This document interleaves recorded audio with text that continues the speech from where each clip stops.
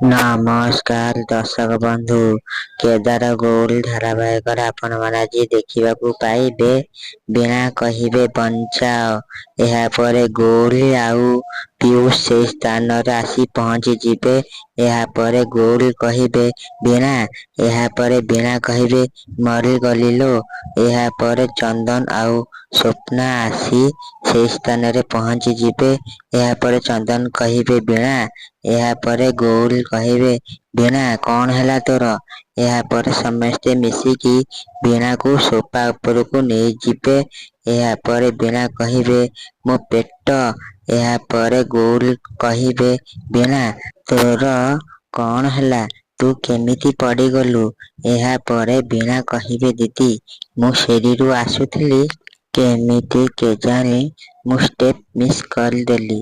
ଓହୋ, ମୋ ପେଟ ବହୁତ କାଟୁଛି, କଷ୍ଟ ହଉଛି।